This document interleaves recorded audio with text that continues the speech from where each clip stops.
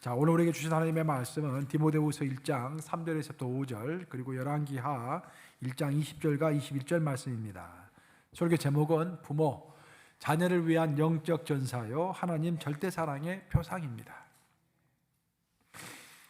내가 밤낮 간구하는 가운데 쉬지 않고 너를 생각하여 청결한 양심으로 조상적부터 섬겨오는 하나님께 감사하고 내 눈물을 생각하여 너 보기를 원함은 내 기쁨이 가득하게 하려 함이니 제가 안 보이서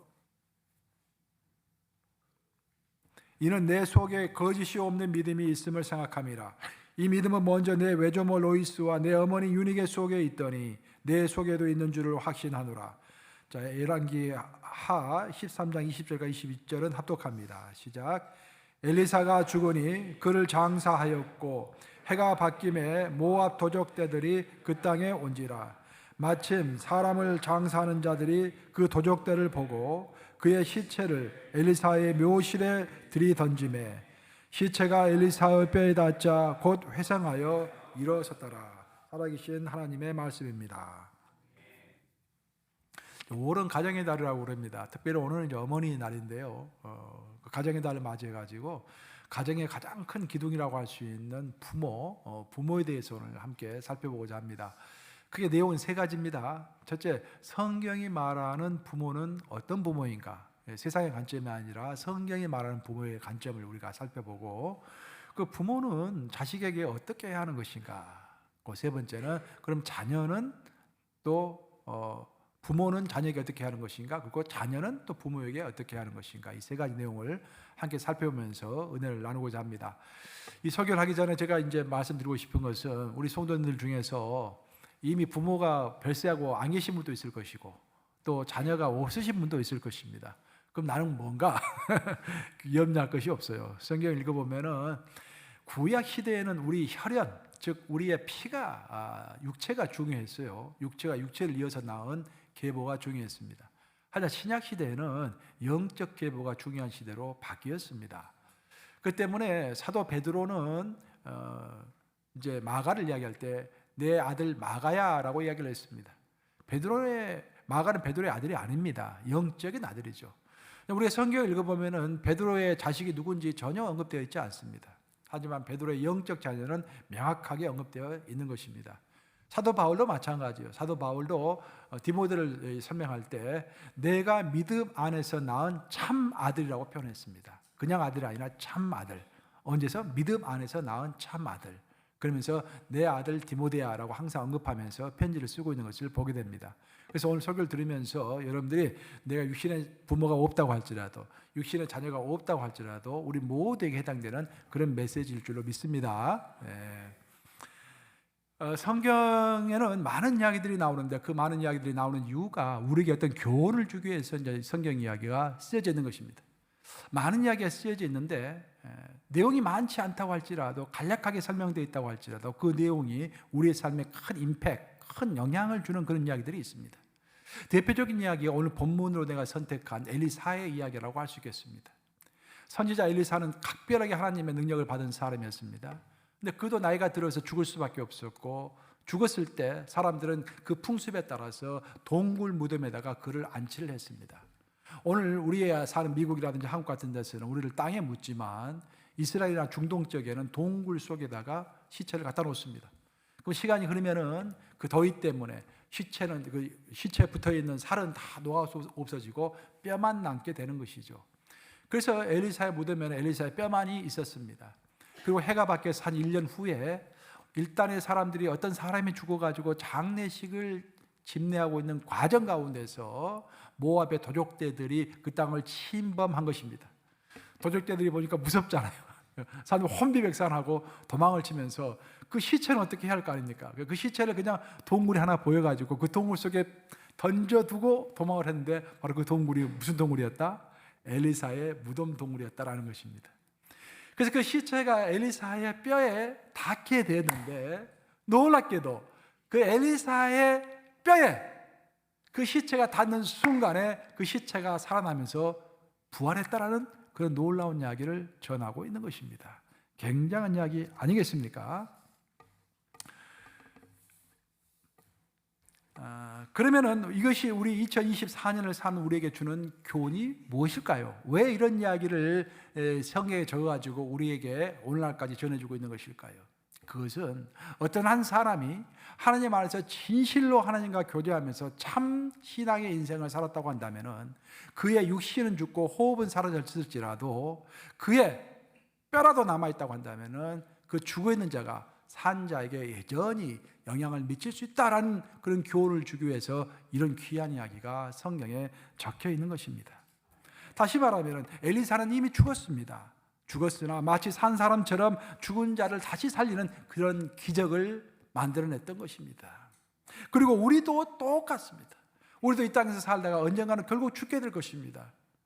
하지만 우리가 죽는다 할지라도 우리의 삶과 믿음의 흔적은 이 땅에 남아있을 것이고 우리의 삶이 하나님과 진실한 동행 가운데 진리 가운데 살다가 죽은 삶이었다고 한다면 내 육체는 없어질 망정 내 삶의 흔적은 이곳에 남아서 여전히 우리 후대들에게 영향을 미칠 수 있다라는 그 이야기를 전해주고 싶어서 하나님은 엘리사의 이야기를 적어놓고 있는 것입니다. 제가 지난주에 우연하게 이제 한 2500년 전에 그리스에서 살았던 디오게네스 이야기를 읽게 되었어요. 철학자 디오게네스. 디오게네스 이야기는 제가 지금 생각해 보니까 초등학교 다닐 때, 제가 초등학교 다닐 때는 그때 중앙일보사에서 위인전기집 뭐 100권인가 이렇게 쭉 전집을 만들어냈어요. 계몽무고사하고 이제 중앙일보사 이렇게 두 개 전집이 있었는데 그걸 쭉 읽었었는데 그때 디오게네스를 읽었던 기억이 나거든요. 그래서 이제 이번에 한번 흥미롭게 한번 쭉 다시 읽어봤어요. 재밌는 이야기들이 많이 나오더라고요. 디오게네스는 자연스러운 삶을 살고 싶었습니다. 그리고 자유로운 삶을 살고 싶었어요. 얽매이는 삶을 싫어했습니다. 심플 라이프, 무소유의 삶, 그런 삶을 좀 살고 싶었어요. 그래서 자기가 나무로 통을 짭니다. 그 통을 짜가지고 그 통 안에서 자면서 평생을 살았습니다. 그 통 안에서 살면서 딱 두 가지만 가지고 살았다고 그래요. 옷 한 벌, 그 물컵 하나. 근데 어느 날 앞에 개가 지나가는데 개를 가만히 봤더니 개가 물을 먹는데 혀로 물을 핥아먹는 것을 보면서 저것 봐라, 물컵이 필요 없겠네? 나도 혀로 핥아먹으면 되겠네? 하고 물컵까지 버리고 옷 한 벌로만 살았다는 그런 이야기입니다. 디오게네스 그 유명한 이야기 있잖아요. 한 번 알렉산더 대왕이 디오게네스의 소식을 듣고서 그를 만나보고 싶었습니다. 그 대왕이 디오게네스를 직접 찾아온 거예요. 그리고 디오게네스에게 이야기합니다. 디오게네스여, 내가 당신에게 황제로서 한 가지 소원을 들어주고 싶습니다. 그 어떤 소원이든지 말씀만 하면 내가 다 들어주겠습니다. 당신은 무엇을 원하시오? 라고 물어봤더니 디오게네스가 황제시여, 오늘 날씨가 이렇게 좋은데 내 햇볕을 좀 쬐고 싶은데 당신이 내 앞에 있어가지고 해를 가리고 있어서 햇볕을 쬐할 수가 없습니다. 좀 비켜주시오. 그것이 내 소원입니다. 라고 말했다는 거 아니겠습니까? 대단하죠? 그런데 그것까지는 제가 알고 있었는데 내가 이번에 새롭게 알게 된 사실은 뭐냐면은 디오게네스는 개 같은 인생, 그 견유학파라고 그러잖아요. 개 견자를 써가지고 그런 인생을 사는 사람들을 견유학파라고 했는데 참 이상하게도 그 디오게네스는 육체적 단련을 굉장히 중요하게 생각했다라는 거예요. 제가 생각했던 것과 많이 달랐어요. 보통 이제 개 같은 인생을 사는 사람들은 육체를 그냥 마음껏 방탕하게 그냥 마음대로 시간 가는 대로 그냥 내버려둘 것 같은데 그렇지 않았다라는 거예요. 개 같은 삶을 살기 위해서는, 자유로운 삶을 살기 위해서는 육체가 튼튼해야 한다라고 생각했다라는 것입니다.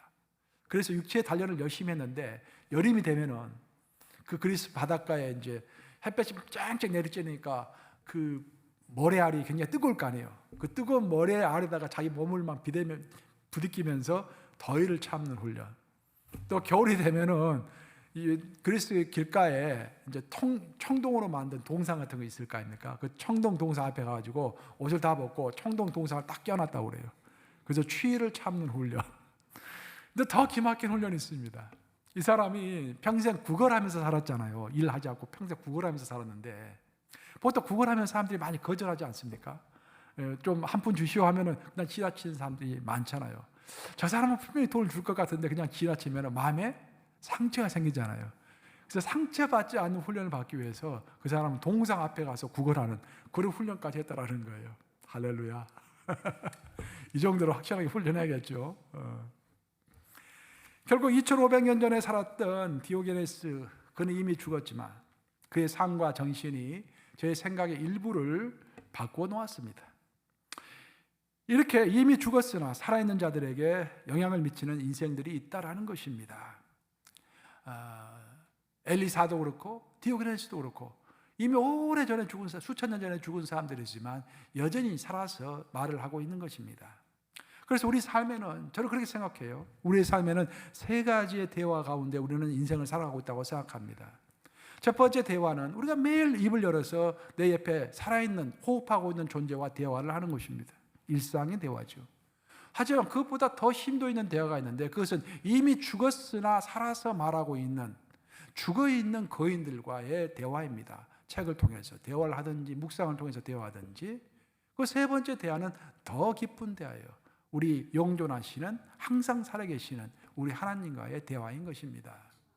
제가 젊었을 때는 이것저것 꿈도 있고 소망도 있어가지고 사람들 만나기 좋아하고 대화하기 좋아했습니다. 근데 이상하게 시간이 가면 갈수록요, 사람과 대화하는 것이 힘들어집니다. 왜냐하면 별 흥미가 없는 거예요. 만나서 이야기하면 뻔하지 않습니까? 뭐 건강 이야기하고 자식 이야기하고 뭐 은퇴 이야기하고 뭐 뻔해요. 이야기하는 것이 뭐 주식 이야기하고 또 무슨 이야기, 뭐 정치 이야기하고 그 정도입니다. 이게 새로운 것이 없는 거예요. 그런데 방 안에 앉아가지고 죽어 있으나 살아있는 자들, 또 영존하시는 하나님의 말씀 성경을 읽을 때, 그리고 죽어 있으나 살아있는 자들의 영적 거인들의 책을 읽을 때, 그때 그들과 대화하면서 참 마음의 평화로움과 내 마음이 넓어지는 것들을 느끼는 것입니다. 어떨 때는 신방이 없고 교회 프로그램이 없고 그럴 때는 이제 하루 종일 교회 사무실에 앉아 있을 때도 있어요. 근데 전혀 지루하지 않아요. 성경을 읽으면 하나님의 세계가 펼쳐지고, 죽은 자들의 책을 읽으면 영적 거인들의 사상이 펼쳐지고, 우리 모두는 이처럼 누군가의 영향을 받으면서 살아갈 수밖에 없습니다. 그런데 어떤 한 인간에게 최고로 많이 영향을 미치는 존재가 있는데, 그것이 바로 부모라는 존재인 것입니다. 이 말을 바꾸어서 이야기해 보면, 우리는 부모의 영향을 받지만 우리가 부모가 됐을 때는 우리 또한 자녀들에게 엄청나게 큰 영향을 미치면서 살아가게 되는 것입니다.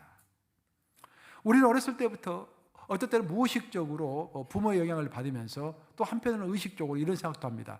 야, 저 부모의 모습은 별로 좋지가 않구나. 저 모습은 절대로 본받지 말아야지. 그렇게 생각할 때가 있어요.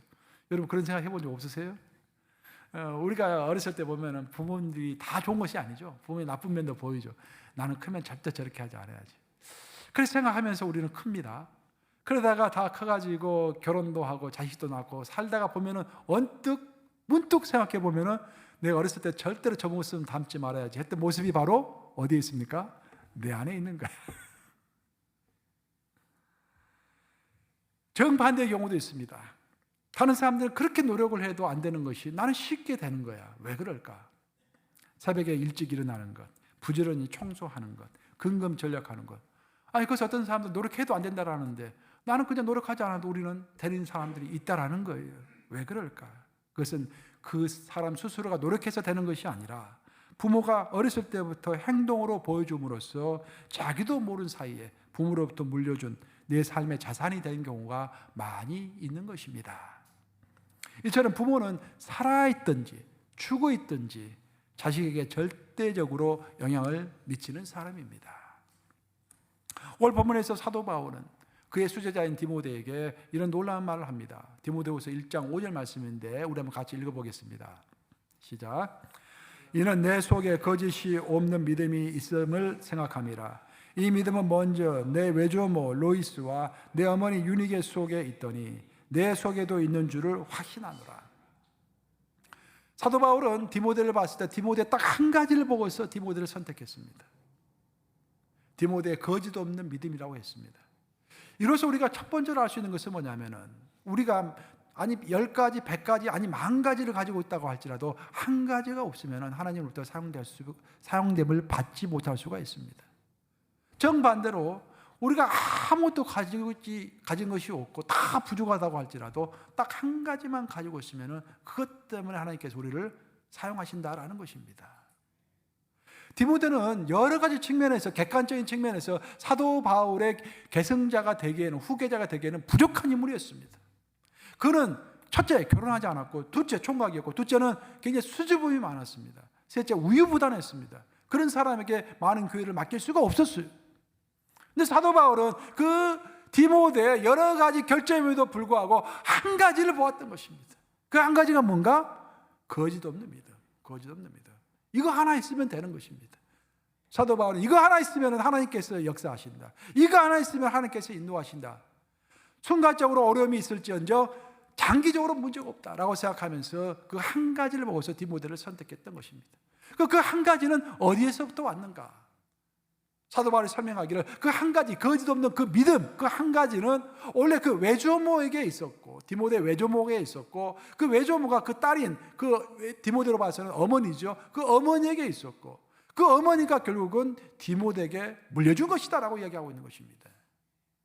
그 외조모는, 유니게는, 그 외조모는 이미, 로이스는 이미 죽어서 없었지만, 그의 그 성품과 그의 믿음이 그 딸과 그 손자에게 연결되어서 디모데까지 연결되어서 디모데에 대해 와서 큰 꽃을 피게 되는 것입니다. 이로써 우리는 결국 우리가 부모로서 살아갈 때 자식들에게 뭔가를 심어줄 수밖에 없겠구나. 내가 심어주고자 해서 심는 것이 아니라 내가 의식하지 않더라도 심어줄 수밖에 없겠구나 라는 것들을 생각하게 되는 것입니다. 자, 그럼 우리는 우리 후손들에게 무엇을 심어줘야 할까요? 자식을 키우는 것은요, 연과 같은 것입니다. 연을 날리는 것과 똑같아요. 성경 그런 설명을 쭉 해나가죠. 여러분들 어렸을 때 연 날려본 적 있으세요? 저는 연을 자주 날렸어요. 연을 날리면 너무너무 기쁩니다. 내 연이 막 확 올라가는 거예요. 바람이 부는 방향을 제시해가지고 막 실을 풀었다 끌어당겼다 막 하면서 연싸움도 하잖아요. 이렇게 줄에다가 그 유리를 실로 매겨가지고 풀로 붙여가지고 이렇게 줄싸움도 하고 너무 재밌어요. 연을 날리면은 내 연이 높이 날아가면은 마음이 너무 기쁘고 신납니다. 실을 풀고 또 풀고 계속 풀어서 연이 막 더 높이 날아가도록 노력을 합니다. 저 높은 하늘에서 휘날리는 연을 보면서 나는 너무나 기뻐하며 자랑스러워하는 것입니다. 내가 연에 달려있는 그 실을 치고 있는 한 그 연은 누구 것입니까? 내 것이에요.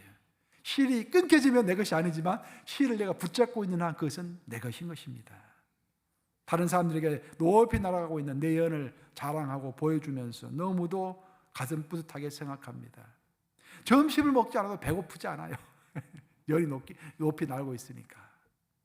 이처럼 아이들의 인생을 더 높이 뛰어보기 위해서 부모들은 온갖 노력을 합니다. 아이들이 하늘을 향해서 높이 올라갈수록 부모들은 박수를 치고 하나님께 감사를 올리면서 자기 자신이 가지고 있는 모든 지혜와 지식과 물질을 다 동원해서, 시간까지 다 동원해서, 에너지를 총동원해서 내가 가지고 있는 모든 실을 다 풀어서 더 높이 아이들을 띄우고자 노력하는 것입니다. 하지만 어느 순간에 이루었을 때 부모는 문득 깨닫게 됩니다. 아, 내가 가지고 있는 실이 다 풀어졌구나. 이제 여기서 결정을 해야 하는 거예요. 계속 이 다 풀어진 실을 가지고 계속 연을 잡고 있을 것인지, 아니면 그 줄을 끊어가지고 더 높이 날아가도록 내버려둘 것인지. 여러분 어떻게 하시겠어요? 여러분은 성경의 해답은 너무도 명확합니다. 실은 빨리 끊으면 끊을수록 좋다라는 것입니다. 아멘. 아멘 소리 적습니다. 네, 다 잡고 있는가 보죠 지금. 변방의 땅 가나안에서 태어난 요셉이 그 당시 세계 최대 나라였던 애굽의 총리가 될 수 있었던 것은 부모의 줄이 빨리 끊어지고 대신 하나님의 줄이 그를 잡았기 때문에, 그를 이끌었기 때문에 그는 더 넓은 세상으로 나갈 수가 있었던 것입니다. 이것이 바로 성경의 원리인 것입니다. 우리 인간은 자식들을 자신이 원하는 대로 재단해서 만들어 가려고 합니다. 그러나 부모의 손에 있는 실에 매달려 있는 연은 그 실의 길이만큼만 나갈 수 있는 것입니다. 반면에 우리가 그 실을 끊었을 때 그 연은 부모가 아니라 바람이 원하는 만큼, 성령이 원하는 만큼, 하나님이 원하는 만큼 높이 높이 올라갈 수가 있는 것입니다. 그래서 자녀 양육과 관련해서 우리가 기억해야 할 것은, 자식이 정말로 하늘 높이 올라가기를 원한다면 내가 실을 지고서 내 욕심, 내 지혜 안에 자식을 가두는 것보다는 기도하면서, 기도가 중요하죠. 기도하면서 성령의 바람에 아이를 맡기는 것이 무척 중요할 줄로 믿습니다. 이처럼 언젠가는 씨를 끊어서 오직 하나님께만 맡겨야 합니다. 하지만 자식이라는 연이 그냥 무조건 끊으면 안 돼요. 중간에 끊으면 안 됩니다. 그걸 잘 아셔야 돼요. 연이 어느 정도까지 올라갈 때까지는 연을 알려야죠. 그 어느 정도 올라갈 때까지의 부모의 역할인 것입니다. 어느 정도 올라갈 때까지. 자립할 때까지 올려주는 것은 부모의 역할인 것입니다. 그래서 우리가 그 자식들을 어느 정도 독립할 때까지 그 연을 올려줄 때, 자식을 올려줄 때 어떤 방식으로 올려줘야 할 것인가에 대해서 사도 바울은 아주 명확하게 이야기합니다. 사도 바울은 자식 교육에 대해서 몇 가지 이야기를 했는데 그것을 딱 하나로 요약이 됩니다. 그것이 에베소서 6장 4절 말씀인데 한번 같이 읽어보겠습니다. 에베소 6장 4절 시작. 또 아비들아 너희 자녀를 노엽게 하지 말고 오직 주의 교훈과 훈계로 양육하라. 사도 바울은 모든 것을 종합해서 한마디로 이야기합니다. 자녀들 노엽게 하지 말라. 근데 이 말이 참 우리가 참 이해가 좀 안 돼요. 이게 무슨 말인가? 왜냐하면 시대 상황이 다르기 때문입니다. 오늘날에는요 1년 365일이 어린이날입니다. 어린이날 따로 할 필요가 없어요. 사실 1년 365 어린이날이야. 오늘날에는 어린이가 집안에서 최고입니다. 보면은 요즘에는. 근데 옛날엔 그렇지 않았어요. 뭐 우리 한국도 그랬고 뭐 미국도 마찬가지, 유럽도 마찬가지고 중동 더 말할 것도 없고 어린아이들은 사람 취급을 받지 못했습니다. 사람 취급을. 그런 시대에 사도 바울이 어린아이들을 노엽게 하지 말라고 이야기한 거예요. 굉장히 혁신적인 말씀입니다. 그럼 노엽게 하지 말라는 말의 좀 더 쉬운 의미는 뭔가? 한마디로 이야기하면 아이들을 인격체로 대우하라는 거예요. 그럼 그 아이들 인격체로 대우하라는 말을 2024년 오늘날에 비유를 하면, 오늘날에 대비를 하면은 그게 무슨 말인가 하면은 쉽게 이야기하면은 가장 이제 두드러진 예가 뭐냐면은 너의 아이들을 다른 아이들과 비교하지 말라는 거예요. 바로 그 말씀입니다. 우리들이 직장에서 일을 할 때 만약 우리가 다른 직장 동료와 비교가 되면서 노골적인 비판을 받고 있다고 한다면 굉장히 화가 나겠죠. 그렇죠? 그냥 비판받는 것도 기분 나쁜데 아니 당신 저 사람 저렇게 잘하는데 당신 실적이 왜 이렇게 안 좋아? 그러면 얼마나 기분이 나빠요. 그렇잖아요. 아이들도 마찬가지다라는 거예요. 한국에 있는 모 교회에서 이제 초등학생들 1학년부터 6학년까지 그 초등학생들 대상으로 설문조사를 했대요. 그래서 질문 중에 하나가 이런 거였다고 합니다. 엄마 아빠가 나에게 하시는 말씀 중에서 제일 듣기 싫은 말씀은 무엇인가? 라고 물어봤대요. 애들이 압도적으로 1등으로 답변한 게 뭐냐면은 넌 그것도 못하냐? 다른 아이들은 다 잘하는데 그 말을 제일 듣기 싫어한다는 거예요. 초등학생들도. 이 초등학생들도 인격체이기 때문에 그런 말을 듣기 싫어하는 것입니다. 모든 아이들은 각자가 가지고 있는 특별한 은사와 특성이 있습니다. 하나님은 모든 자에게 은사를 주셨다고 했기 때문에 은사가 없는 사람 단 한 사람도 없는 거예요. 다 은사가 있습니다. 문제는 뭐냐면 그 은사가 그 시대와 상황에 따라서 어떤 은사가 두드러지게 드러나고 어떤 은사는 잘 안 보일 뿐인 것입니다. 하지만 모든 사람은 은사를 가지고 있는 거예요. 그래서 우리 자식이 가지고 있는 은사를 너무 자랑해도 안 되고 내 자식이 가지고 있지 못한 은사 때문에 너무 자식을 비교해도 안 되는 것입니다. 그 은사가 지금 당장에는 드러나지 않을 수가 있지만 시대와 상황이 바뀌고 하나님의 때가 되면은 그 은사가 특별하게 드러날 때가 있다라는 것입니다. 유럽에 가보면은요, 지금 유럽에 가서 보면은 정말로 놀라운 것은 건물 하나하나가 웬만하면 100년, 200년 동안 지은 건물이에요, 건물들이. 어떤 건물은 600년 동안 짓고 있는데 지금도 짓고 있는 건물을 본 적이 있습니다.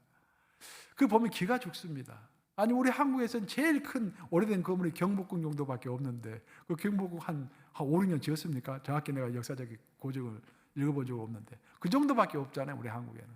근데 이 사람들은 한번 건물 하나 지었다면 보통 100년 짓고 200년 짓고 600년까지 현재도 짓고 있는 건물이 있다고 하니 얼마나 기가 막힙니까? 그런데 그런 위압감을 갖고 있는 상태에서 제가 놀랐던 것은 뭐냐면은 그런 어마어마한 오래된 건물들이 있는 거리를 딱 지나가고 있는데 거기에 보니까 삼성, 현대, LG 그 깃발, 회사 깃발들이 광고 깃발들이 막 사방에서 나부끼고 있는 거예요. 그때 제가 크게 깨달았습니다. 강대국들 틈바구니에 끼어서 외침을 많이 받았던 우리 민족의 특징은 빨리빨리 움직이는 거였어요.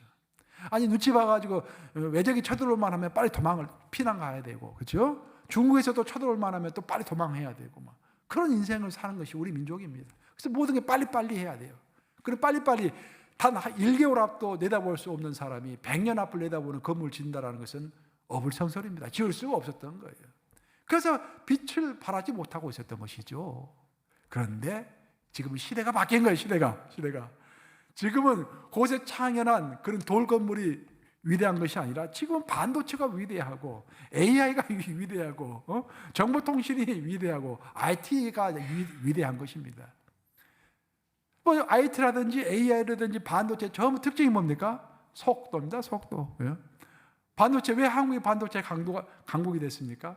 공장을 지으려면 다른 나라는 2년 걸리는데 한국은 6개월 만에 공장을 만들어내는 거예요. 반도체 공장을. 속도전을 하는 것입니다. 빨리빨리 하는 게 우리는 익숙해져 있잖아요. 옛날에는 빨리빨리가 좋지 않았는데 시대가 바뀌니까 그 빨리빨리의 특성이 잘 드러나는 거예요. 그래서 지금은 한국이 전 세계에서 각광을 받고 있는 것입니다. 이처럼 어떤 민족이 됐든지, 그래서 좁혀가지고 어떤 한 개인이 됐든지 그 사람이 가지고 있는 특질과 탤런트는 시대와 상황에 따라서 강점이 되기도 하고 약점이 되기도 한다는 거예요. 그래서 여러분들이 가지고 있는 탤런트, 여러분 자녀가 가지고 있는 탤런트, 지금 당장에는 빛을 발할 수 없을지 모르겠지만 시대가 바뀌고 상황이 바뀌고 하나님의 때가 이르면은 어마어마한 재능으로 바뀔 수도 있는 것입니다. 그래서 우리 자녀들이 가지고 있는 그 어떤 특질이나 탤런트가 당장에는 큰 강점으로 부각되지 않는다고 할지라도 하나님께서 사용하시겠지라고 믿고서 그 탤런트를 아끼고 개발하고 하나님을 기다리는 자세가 필요할 줄로 믿습니다. 비교가 굉장히 안 좋은 것은요, 비교는 반드시 편애를 만들어내기 때문입니다. 편애는 성경을 읽어보면 폭력의 근원이었습니다. 자, 성경 중에서 정말 하나님을 겸손하게 가장 잘 섬겼던 사람 중에 하나가 이삭입니다.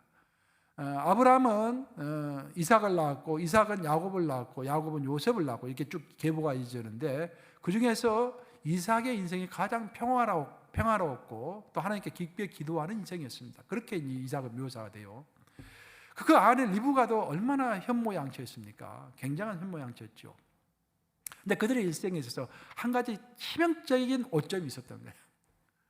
이삭과 리브가는 편애하는 사람들이었습니다. 이삭은 장남 에서를 편애했어요. 너무도 좋아했어요. 남자답고 사냥 잘하고 하니까 너무 좋아한 거예요. 그리고 야곱은 별로 미워했어요. 근데 어머니 리브가는 정반대입니다. 여성스럽게 아주 엄마 하고 막 부드럽게 하는 야곱이 좋았던 거야. 그래서 엄마는 큰아들 에서를 싫어하고 야곱을 편애했던 거예요. 그래서 그 둘 사이에 편이 다 갈라져 가지고 결국 속고 속이는 역사가 벌어지면서 평생 살아있는 동안에도 에서와 야곱은 원수였습니다.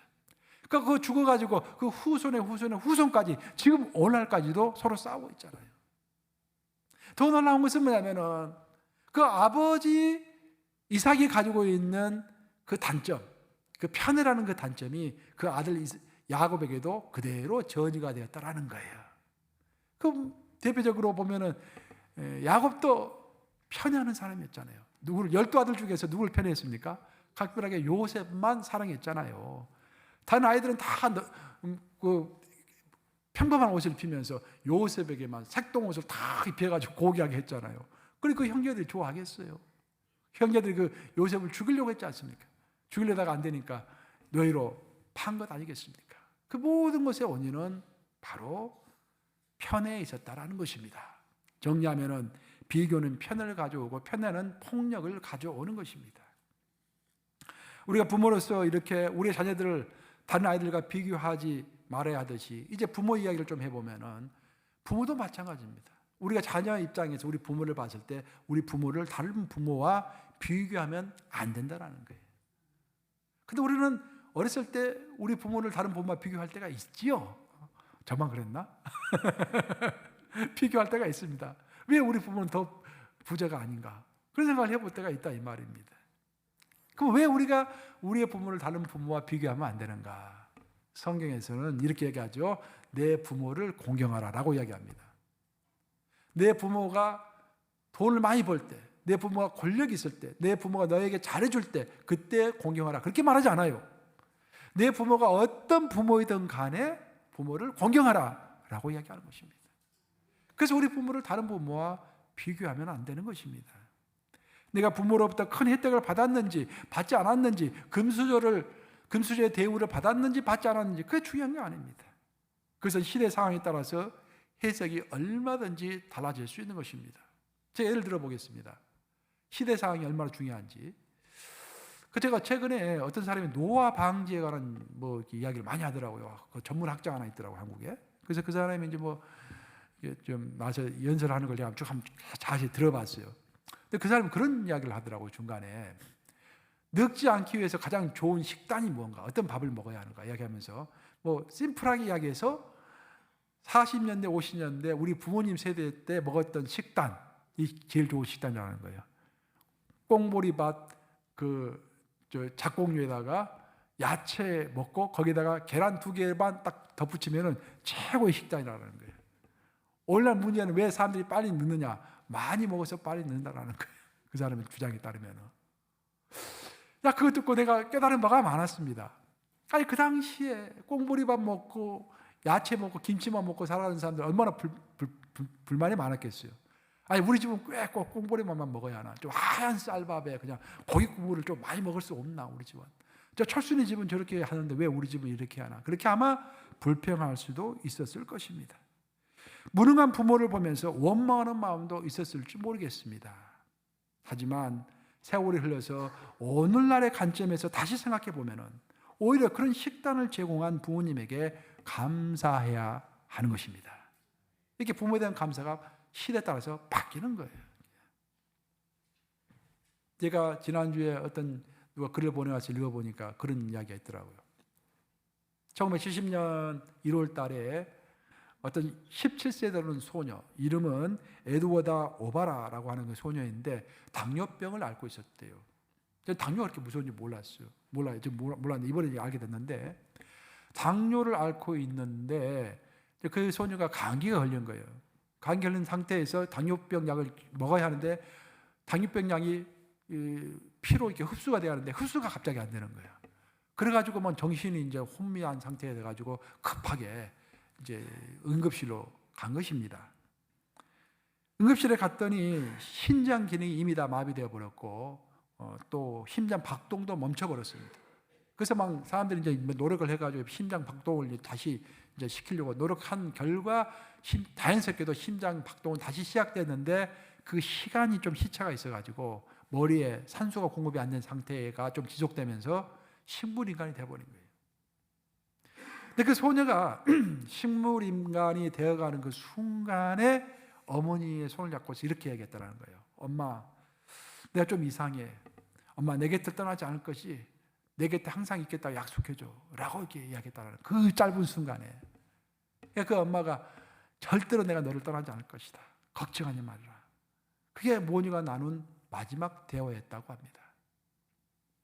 의사는 에드워드가 6개월을 넘기기 힘들 거라고 마음의 준비를 하라고 했는데 어머니는 포기하지 않고 지극정성으로 딸과의 약속을 지켰습니다. 엄마는 딸에게 종기나 욕창이 나지 않도록 2시간마다 몸을 이렇게 뒤집어줬다고 그래요. 그 4시간마다 혈당을 체크해가지고 인슐린을 또 넣어줬다고 합니다. 그것도 2시간마다 튜브로 음식을 넣어주고 대소변을 다 받아냈다고 하는 거예요. 모든 일들이 2시간, 4시간 단위로 이루어지기 때문에 그 어머니는 잠을 자더라도 2시간 이상을 잘 수가 없는 거예요. 그런 쪽잠을 자면서 몇 년 동안 딸을 보살폈게요. 38년을 보살폈다고 합니다. 풀타임으로 딸 옆에서 38년을. 38년 흐르니까 그 어머니가 나이 80이 넘었고 나이 80이 넘어서 하나님의 때가 되어서 이제 죽게 생겼어요. 그래서 죽을 때 그 딸의 손을 딱 잡고서 죽었다고 합니다. 딸의 손을 잡고서 죽으면서 자기 둘째 딸에게 이야기했다라는 거예요. 둘째 딸 이름이 콜린인데, 콜린아, 내가 너의 언니하고 약속한 것이 있다. 이제 내가 육체의 생명이 다해서 더 이상 지킬 수 없으니 너가 너의 나에게 했던 나와 누나 사이에 있었던 그 약속을 너가 좀 지켜주라 라고 둘째에게 넘겨준 거예요. 좀 마음이 굉장히 무거웠겠어요. 그 둘째 딸도 열심히 언니를 보살폈는데 언니는 그 이후에 4년 더 살고 죽은 것입니다. 결국 42년 동안 식물인간 상태에서 있다가 죽은 거예요. 사랑하는 여러분, 세상 모든 엄마는 먹지 않아도 배부르고 얇게 입어도 춥지 않으며, 오늘 본문에 방금 내가 이야기 드린 것처럼 2시간밖에 잠을 자지 않더라도 자식들을 위해서는 졸리지가 않습니다. 저는 지금도 생각나는 게, 참 어머니날 때마다 생각나는 것이 있는데, 내가 한 2, 3년 전에 우리 동생들에게 편지를 썼어요. 제가 이거 어머니에게 읽어드려라 하고 그렇게 썼습니다. 나는 어머니만 생각하면 눈물이 난다. 그래서 몇 가지를 썼는데 그 중에 하나가, 제가 이제 대학교 졸업하고 대학원에 가고 싶었었는데 가정 사정이 여의치 않아서 대학원 가지 말라고 옆에서 친척들이 그래서 직장 취업을 했습니다. 취업을 해서 이제 이 직장에 가려고 하는데 양복이 없었어요. 우리 어머니가 일하고 굉장히 바쁘신 분인데 잠도 제대로 못 주무시고 저 데리고 가는 거예요. 가자. 우리 동생 5명인데 동생 5명 다 됐고 나까지 해서 6명, 우리 어머니 7명 해가지고 롯데백화점을 간 거예요. 그 당시 롯데백화점이 제일 큰 백화점이었죠. 롯데백화점 남성 양복점 다 뒤졌습니다. 다 뒤져가지고 양복 톱을 사주셨어요.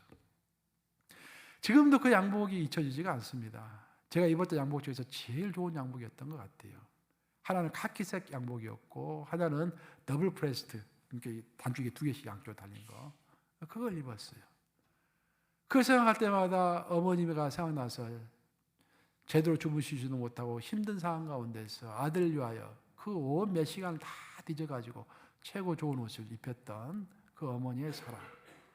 어머니는 잠을 자지 못해도 졸리지가 않고 먹지 않아도 배부르고 자식만 생각하면 아직도 부족하다고 느끼는 것이 우리 어머니인 것입니다. 그래서 어머니의 사랑은 세상 어느 것보다도 완전하다고 이야기합니다. 가히 희생적이고 영원하고 숭고해서 하나님의 절대 사랑의 표상이라고 이야기를 하는 것입니다. 그 소리가 익히 하는 바대로 탈무드에서는 신은 모든 인간에게 갈 수 없어서 어머니를 신 대신에 만들었다라는 이야기를 하고 있지 않습니까? 즉 어머니의 사랑은 신의 사랑이다라는 것입니다. 이제 말씀을 마무리합니다. 제가 이 설교를 쓰면서 제 인생을 다시 한번 쭉 돌아보니까 제가 청년의 시절에는요, 용기 있게 앞장서는 사람이 굉장히 부러웠습니다. 앞장서가지고 불의를 위해서 데모를 하는 사람, 그 당시에 우리가 학교 다닐 시절에는 한복 저고리 시커먼 거 있지 않습니까? 긴 거 뭐라고 합니까? 그걸 도포같이 생긴 거 그걸 입고 고무신 신고 머리 길게 하고 앞장서서 데모하는 사람이 영웅이었어요. 그 당시에는. 그런 사람이 한때는 부러웠습니다. 하지만 나이가 좀 들어가면서 속 있는 사람이 부러웠어요. 정확하게 알고 현실을 알고 이상이 무엇인지를 정확하게 알고 마음에 돌쇠 같은 무쇠 같은 확신을 가지고 나가는 사람, 그런 사람이 부러웠습니다. 그래서 또 그런 것들을 추구하는 인생을 살았어요. 이것저것 공부도 해보고 내가 무엇을 개혁해야 할 것인가도 생각해보고. 근데 내가 하나님의 말씀을 읽으면서 깨닫게 된 것은 정말 우리가 인생을 살면서 가장 부러워해야 할 인생이 어떤 인생인가? 성경은 열매라고 이야기합니다, 여러분. 우리가 진짜 부러워하고 추구해야 할 인생은 내가 인생에 내 머리에 백발이 성생해지면서 열매를 많이 맺음으로 성령의 열매도 맺고 여러 가지 물질의 열매도 맺고 인격의 열매도 다 맺어가지고 나눠줄 것이 많은 사람, 그 사람이 최고의 인생이라 그런 말이에요. 그런 사람을 우리는 부러워해야 한다, 그런 말입니다. 부모로서 무엇을 자녀에게 줄 수 있으며 또 자녀로서 무엇을 부모에게 줄 수 있을까요? 내가 줄 수 있는, 내가 갖고 있는 열매는 무엇일까요? 제가 아무리 생각해 봐도 우리가 우리 부모에게 마음껏 줄 수 있는 것, 그리고 우리가 우리 자녀에게 또 마음껏 줄 수 있는 것, 그 열매는 기도와 사랑이라고 저는 생각합니다. 우리는 하루 24시간을 보내잖아요, 여러분들. 24시간 보내면서 어떤 사람들은 와서 열심히 일을 하고, 어떤 사람들은 또 뭐 대화를 하고, 뭐 어떤 사람은 사회개혁 운동에 가서 데모도 하고, 뭐 여러 가지를 하겠지만, 그때는 좋다고 생각했지만 나중에 생각해 보면 후회하는 시간들이 참 많습니다.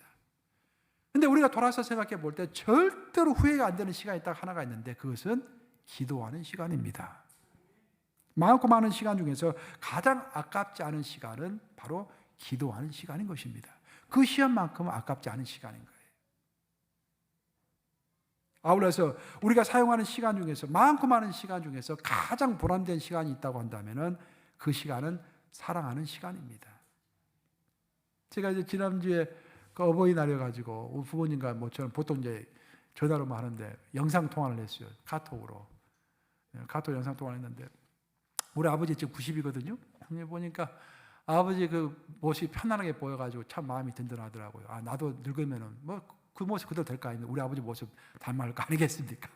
90 돼가지고 저 모습이면 되겠다라는 생각이 좀 들더라고요. 마음이 좀 좋았습니다. 저희 어머니 보니까 많이 좀 여의셨고 또 내 걱정 많이 하시고, 그래서 내가 어머니 아버지 위해서 기도해 드렸습니다. 평상시에도 제가 이제 전화를 하면은 마지막에는 제가 기도를 해드려요. 언제부터인가 그렇게 됐는데, 그럼 내가 기도하면은 저희 아버지 어머니 아들이 기도해 준다라고 생각하지 않고 목사님이 기도해 준다라고 기도를 받으시는 것 같아요.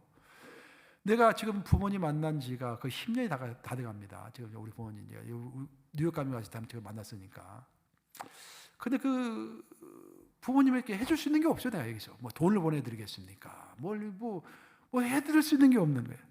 그렇지만 또 못 해줄 것도 없어요. 왜? 기도하면은 다 해주는 거 아니겠어요? 기도하면은 그 기도를 통해서 모든 것이 역사하는 거 아니겠습니까? 그래서 내가 해줄 수 있는 것은 기도밖에 없구나.